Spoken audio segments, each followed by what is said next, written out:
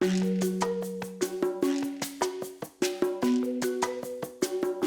of the things that children will learn at school is how to print letters. Eventually, they will begin to use their writing to communicate their ideas. At home, your main job is to encourage them along the way. That being said, here are a few helpful thoughts on how to help your child be ready to write. First, getting their fingers ready. The skills needed to write begin long before a child grips a pencil. Being able to write requires the strength to hold and control a pencil. These abilities are part of fine motor skills. Fine motor skills allow children to coordinate the small muscles, like those of the hands and fingers, with their eyes. These skills are required to do things like print, cut, and draw. There are lots of activities that can help strengthen children's fingers and also develop fine motor skills. For example, playing with small toys, like Lego or blocks, using Play-Doh to strengthen the fingers, even playing board games and moving a small piece around the board. At the same time, opportunities to print, cut, and draw help fingers get ready too. Here's a tip. Make crayons, paper, scissors available to your child for coloring, drawing, and writing when they feel inspired. By getting fingers ready, you'll be helping your child be ready to write. Remember, writing is communication. The first thing your child will want to communicate is their favorite word, their name. It'll be one of the first words a child learns to print. Once they know their name, they may want to print it everywhere. It turns out their name is a great place to start. In school, they will be printing their name often. Here's another tip. When your child holds a pencil, crayon, or marker, teach them the correct grip and always encourage them to print letters from the top down.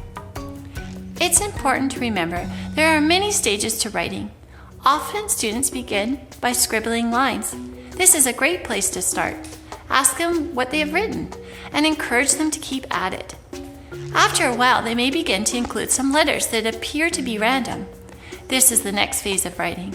Students often even have favorite letters like X or Z. Continue to ask them about what their writing is trying to say. They are communicating. The third phase includes writing with some letter sound matching. This is an exciting time. It really gets you thinking about how print works. It's amazing what you can read, even if it's not spelt conventionally. Finally, their writing will begin to look more and more conventional over time. These stages take a long time and are not accomplished even until later grades.